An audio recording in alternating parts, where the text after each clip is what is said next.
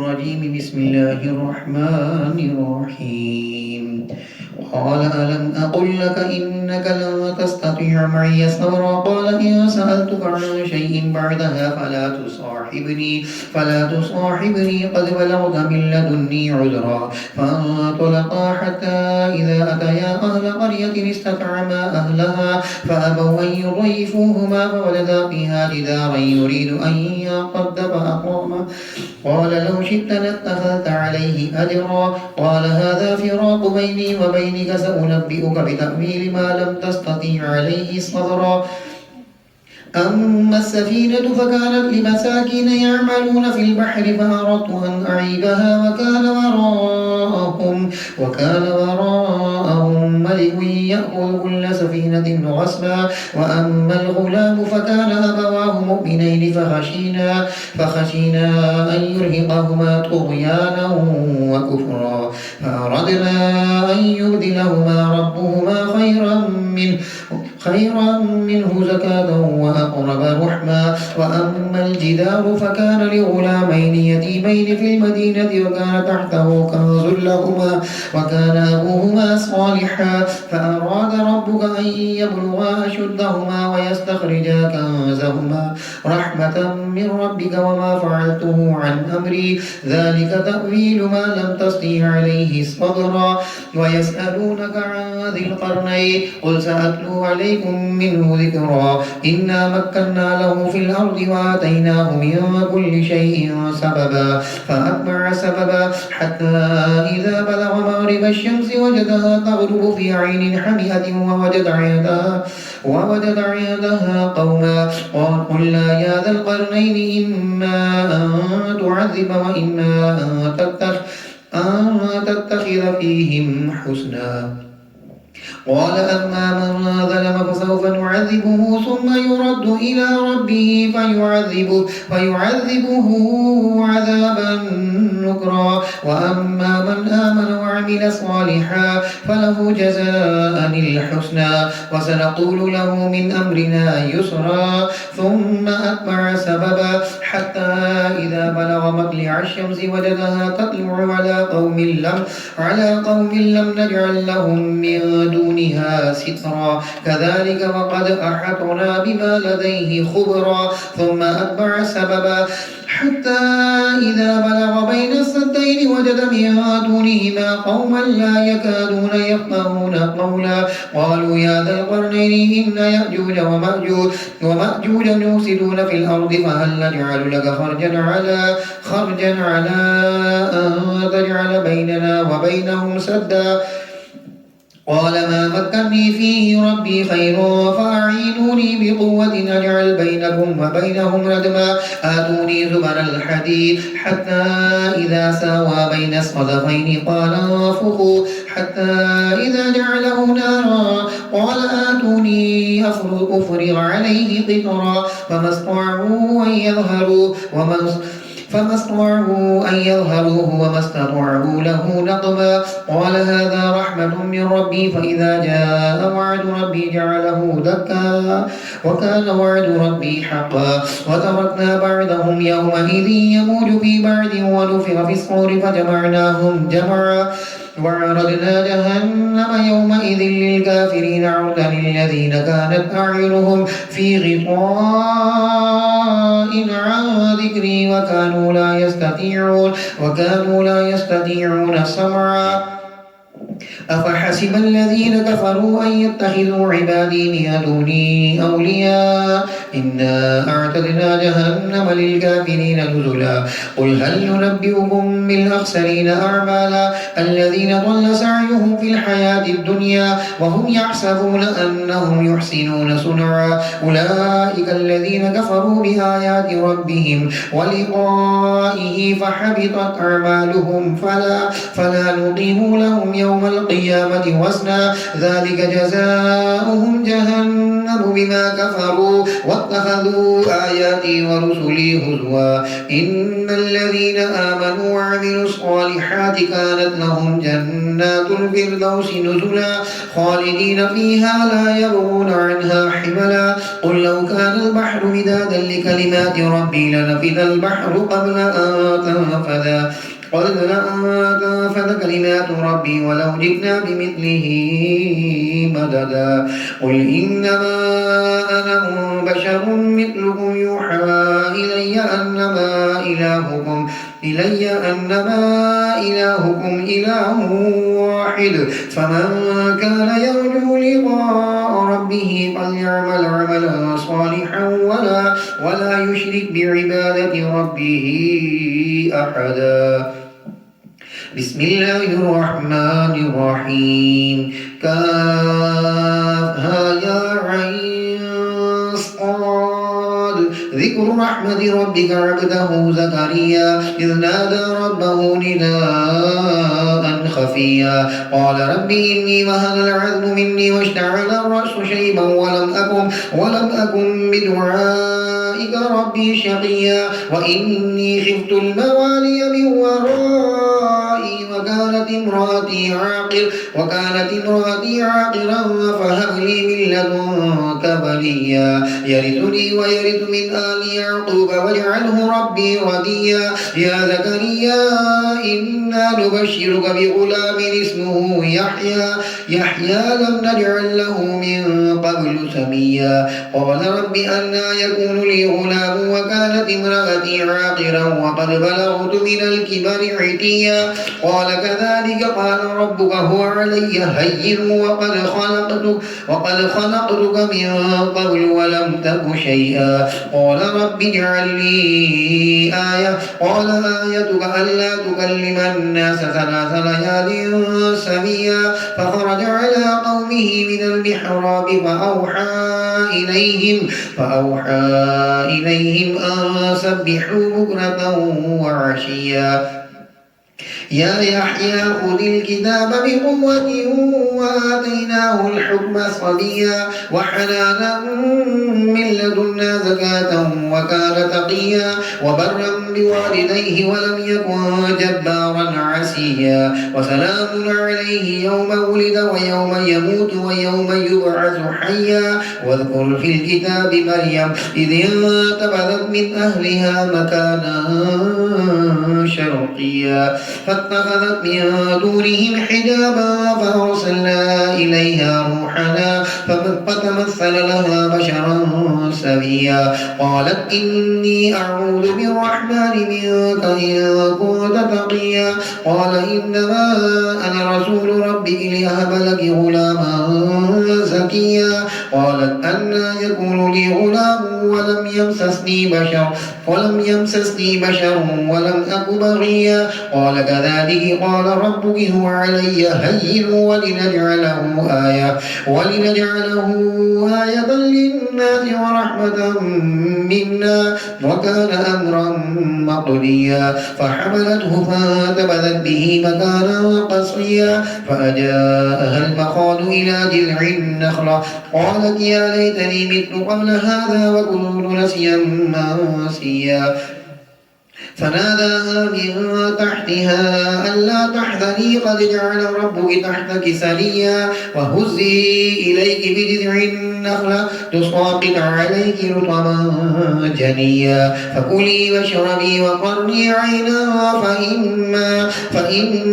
ترين من البشر أحدا فقولي إني نذرت للرحمن صوما فلن أكلم اليوم إنسيا فأتت به قومها تحمله قالوا يا مريم لقد جئت شيئا فريا يا أخت هارون ما كان أبوك امرأ سوء وما كانت أمك بغيا فأشارت إليه قالوا كيف نكلم من كان في المهد صبيا قال إني عبد الله آتاني الكتاب وجعلني نبيا وجعلني مباركا أينما كنت وأوصاني بالصلاة والزكاة ما دمت حيا وبرا بوالدتي ولم يجعلني جبارا شقيا والسلام علي يوم ولدت ويوم أموت ويوم أبعث حيا ذلك عيسى ابن مريم قول الحق الذي فيه يمترون ما كان لله أن يتخذ من ولد سبحانه إذا قضى أمرا فإنما يقول له كن فيكون وإن الله ربي وربكم فاعبدوه هذا صراط مستقيم فاختلف الأحزاب من بينهم فويل للذين كفروا من مشهد يوم عظيم أسمع بهم وأبصر يوم يأتوننا لكن الظالمون اليوم في ضلال مبين وأنذرهم يوم الحسرة إذ قضي الأمر وهم في غفلة وهم لا يؤمنون إنا نحن نرث الأرض ومن عليها وإلينا يرجعون واذكر في الكتاب إبراهيم إنه كان صديقا نبيا إذ قال لأبيه يا أبت لم تعبد ما لا يسمع ولا يبصر ولا يغني عنك شيئا يا أبت إني قد جاءني من العلم ما لم يأتك فاتبعني أهدك صراطا سويا يا أبت لا تعبد الشيطان إن الشيطان كان للرحمن عصيا يا أبت إني أخاف أن يمسك عذاب من الرحمن فتكون للشيطان وليا قال أراغب أنت عن آلهتي يا إبراهيم لئن لم تنته لأرجمنك واهجرني مليا قال سلام عليك سأستغفر لك ربي إنه كان بي حفيا وأعتزلكم وما تدعون من دون الله وأدعو ربي عسى ألا أكون بدعاء ربي شقيا فلما اعتزلهم وما يعبدون من دون الله وهبنا له إسحاق ويعقوب وكلا جعلنا نبيا ووهبنا لهم من رحمتنا وجعلنا لهم لسان صدق عليا واذكر في الكتاب موسى إنه كان مخلصا وكان رسولا نبيا وناديناه من جانب الطور الأيمن وقربناه نجيا ووهبنا له من رحمتنا أخاه هارون نبيا واذكر في الكتاب إسماعيل إنه كان صادق الوعد وكان رسولا نبيا وكان يأمر أهله بالصلاة والزكاة وكان عند ربه مرضيا واذكر في الكتاب إدريس إنه كان صديقا نبيا ورفعناه مكانا عليا أولئك الذين أنعم الله عليهم من النبيين من ذرية آدم وممن حملنا مع نوح ومن ذرية إبراهيم وإسرائيل وممن هدينا واجتبينا إذا تتلى عليهم آيات الرحمن خروا سجدا وبكيا فخلف من بعدهم خلف أضاعوا الصلاة واتبعوا الشهوات وسوف يلقون غيا إلا من تاب وآمن وعمل صالحا فأولئك يدخلون الجنة ولا يظلمون شيئا جنات عدن التي وعد الرحمن عباده بالغيب إنه كان وعده مأتيا لا يسمعون فيها لغوا إلا سلاما ولهم رزقهم فيها بكرة وعشيا تلك الجنة التي نورث من عبادنا من كان تقيا وما نتنزل إلا بأمر ربك له ما بين أيدينا وما خلفنا وما بين ذلك وما كان ربك نسيا رب السماوات والأرض وما بينهما فاعبده واصطبر لعبادته هل تعلم له سميا ويقول الإنسان أإذا ما مت لسوف أخرج حيا أولا يذكر الإنسان أنا خلقناه من قبل ولم يك شيئا فوربك لنحشرنهم والشياطين ثم لنحضرنهم حول جهنم جثيا ثم لننزعن من كل شيعة أيهم أشد على الرحمن عتيا ثم لنحن أعلم بالذين هم أولى بها صليا وإن منكم إلا واردها كان على ربك حتما مقضيا ثم ننجي الذين اتقوا ونذر الظالمين فيها جثيا وإذا تتلى عليهم آياتنا بينات قال الذين كفروا للذين آمنوا أي الفريقين خير مقاما وأحسن نديا وكم أهلكنا قبلهم من قرن هم أحسن أثاثا ورئيا قل من كان في الضلالة فليمدد له الرحمن مدا حتى إذا رأوا ما يوعدون إما العذاب وإما الساعة فسيعلمون من هو شر مكانا وأضعف جهدا ويزيد الله الذين اهتدوا هدى والباقيات الصالحات خير عند ربك ثوابا وخير مردا أفرأيت الذي كفر بآياتنا وقال لأوتين مالا وولدا أطلع الغيب أم اتخذ عند الرحمن عهدا كلا سنكتب ما يقول ونمد له من العذاب مدا ونرثه ما يقول ويأتينا فردا واتخذوا من دون الله آلهة ليكونوا لهم عزا كلا سيكفرون بعبادتهم ويكونون عليهم ضدا ألم تر أنا أرسلنا الشياطين على الكافرين تعزهم أزا فلا تعجل عليهم إنما نعد لهم عدا يوم نحشر المتقين إلى الرحمن وفدا ونسوق المجرمين إلى جهنم بردا لا يملكون الشفاعة إلا من اتخذ عند الرحمن عهدا وقالوا اتخذ الرحمن ولدا لقد جئتم شيئا إدا تكاد السماوات يتفطرن منه وتنشق الأرض وتخر الجبال هدا أن دعوا للرحمن ولدا وما ينبغي للرحمن أن يتخذ ولدا إن كل من في السماوات والأرض إلا آتي الرحمن عبدا لقد أحصاهم وعدهم عدا وكلهم آتيه يوم القيامة فردا إن الذين آمنوا وعملوا الصالحات سيجعل لهم الرحمن ودا فإنما يسرناه بلسانك لتبشر به المتقين وتنذر به قوما لدا وكم أهلكنا قبلهم من قرن هل تحس منهم من أحد أو تسمع لهم ركزا بسم الله الرحمن الرحيم طه ما أنزلنا عليك القرآن لتشقى إلا تذكرة لمن يخشى تنزيلا ممن خلق الأرض والسماوات العلى الرحمن على العرش استوى له ما في السماوات وما في الأرض وما بينهما وما تحت الثرى وإن تجهر بالقول فإنه يعلم السر وأخفى الله لا إله إلا هو له الأسماء الحسنى وهل أتاك حديث موسى إذ رأى نارا فقال لأهلهم كثوا إني آنست نارا لعلي آتيكم منها بقبس أو أجد على النار هدى فلما أتاها نودي يا موسى إني أنا ربك فاخلع عليك إنك في الوادي المقدس طوى وأنا اخترتك فاستمع لما يوحى إنني أنا الله لا إله إلا أنا فاعبدني وأقم الصلاة لذكري إن الساعة آتية أكاد أخفيها لتجزى كل نفس بما تسعى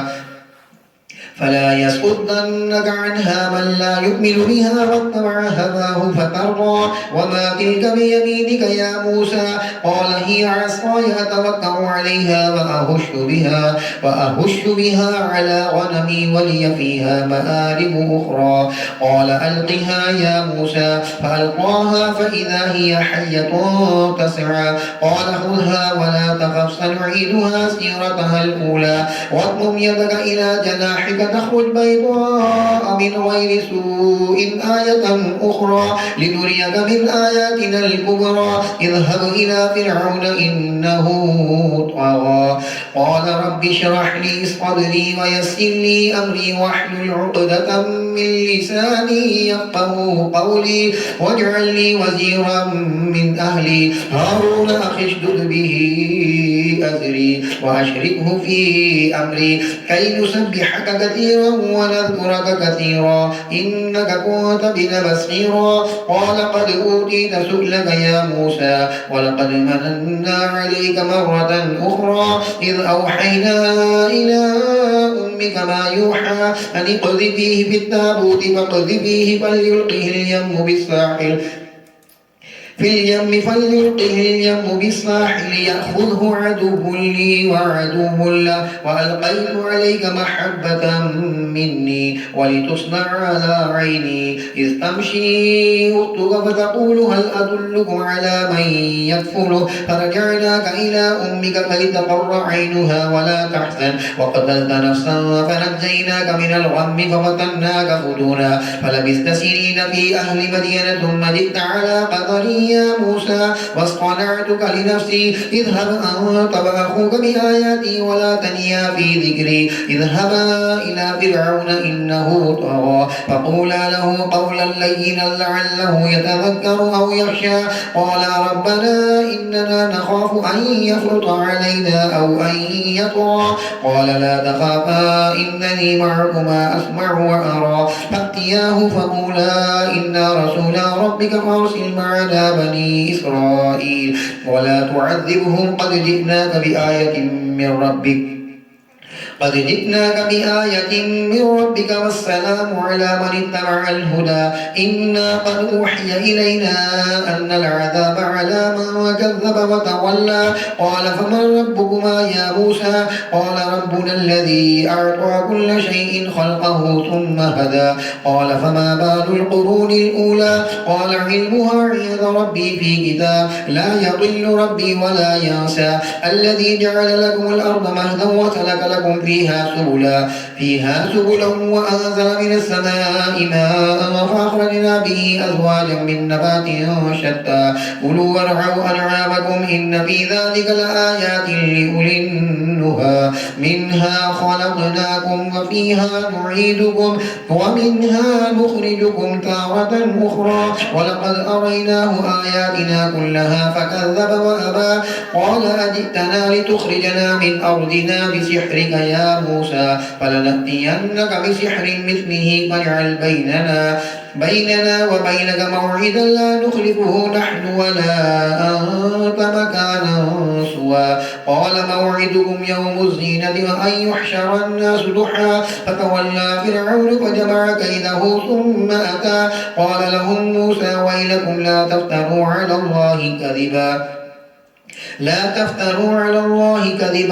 فيسحتكم بعذاب وقد خاب من افترى فتنازعوا أمرهم بينهم وأسروا النجوى قالوا إن هذان لساحران يريدان أن يخرجاكم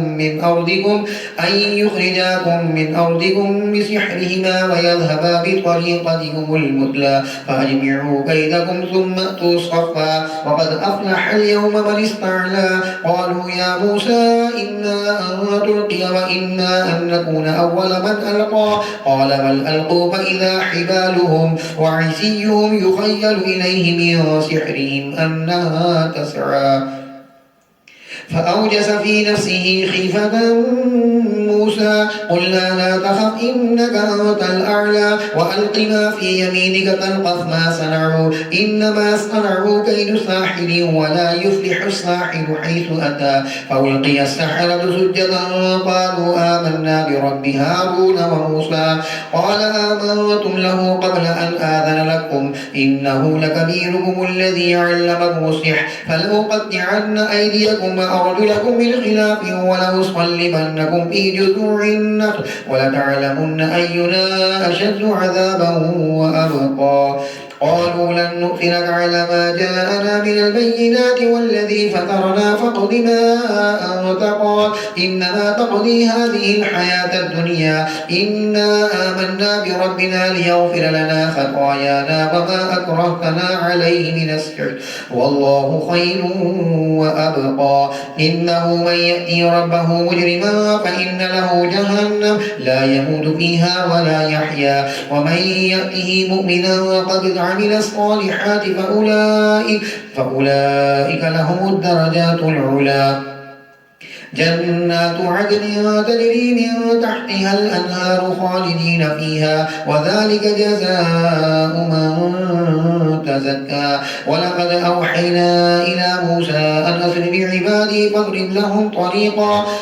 لهم طريقا في البحر يبسا لا تخاف دركا ولا تخشى فأتبعهم فرعون بجنوده فغشيهم من اليم ما غشيهم وأضل فرعون قومه وما هدى يا بني إسرائيل قد أنجيناكم من عدوكم وبعدناكم جانب الطور الأيمن ونزلنا عليكم المن والسلوى كلوا من طيبات ما رزقناكم ولا تطغوا فيه فيحل عليكم غضبي ومن يحلل عليه غضبي فقد هوى وإني لغفار لمن تاب وآمن وعمل صالحا ثم اهتدى وما أعجلك عن قومك يا موسى قال هم أولئك على أثري وعجلت إليك ربي لترضى قال فإنا قد فتنا قومك من بعدك وأضلهم السامري فرجع موسى إلى قومه غضبان أسفا قال يا قوم ألم يعدكم ربكم وعدا حسنا أفطال عليكم العهد أم أردتم أن يحل عليكم غضب من ربكم فأخلفتم موعدي قالوا ما أخلفنا موعدك بملكنا ولكننا حملنا أوزارا من زينة القوم فقذفناها وكذلك ألقى السامري فأخرج لهم عجلا جسدا له خوار فقالوا هذا إلهكم وإله موسى فنسي أفلا يرون ألا يرجع إليهم قولا ولا يملك لهم ضرا ولا نفعا ولقد قال لهم هارون من قبل يا قوم إنما فتنتم به وإن ربكم الرحمن فاتبعوني وأطيعوا أمري قالوا لن نبرح عليه عاكفين حتى يرجع إلينا موسى قال يا هارون ما منعك إذ رأيتهم ضلوا ألا تتبعني أفعصيت أمري قال يا ابن أم لا تأخذ بلحيتي ولا برأسي إني خشيت أن تقول فرقت بين بني إسرائيل ولم تنقض قولي قال فما خطبك يا سامري قال بصرت بما لم يبصر به فقبضت قبضة من أثر الرسول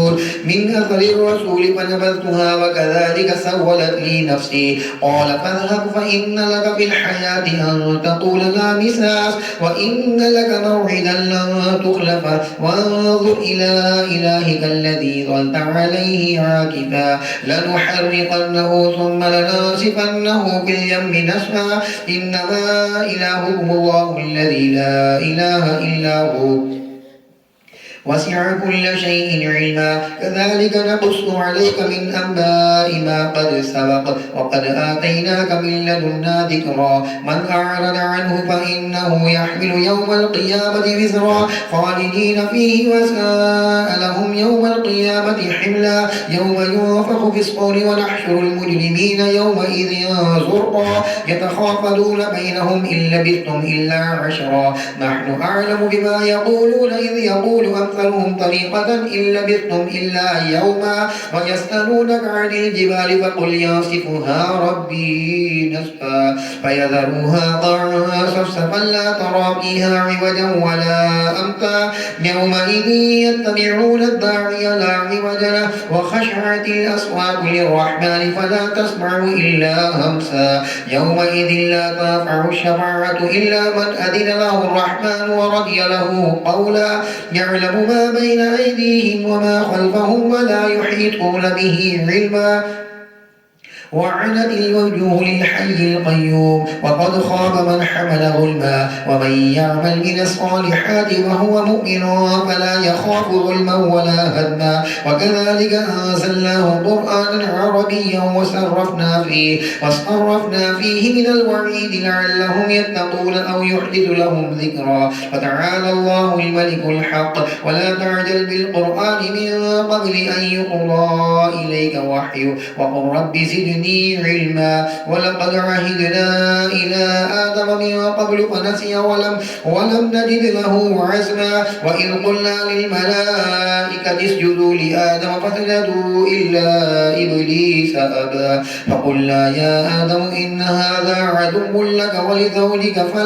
فلا يخرجنكما من الجنة فتشقى إن لك ألا تجوع فيها ولا تعرى وأنك لا تظمأ فيها ولا تضحى فوسوس إليه الشيطان قال يا آدم هل أدلك على شجرة الخلد وملك لا يبلى فأكلا منها فبدت لهما سوآتهما وطفقا يخصفان عليهما من ورق الجنة وعصى آدم ربه فغوى ثم اجتباه ربه فتاب عليه وهدى قال اهبطا منها جميعا بعضكم لبعض عدو فإما يأتينكم مني هدى فمن تبع هداي فلا يذل ولا يشقى ومن أعرض عن ذكري فإن له معيشة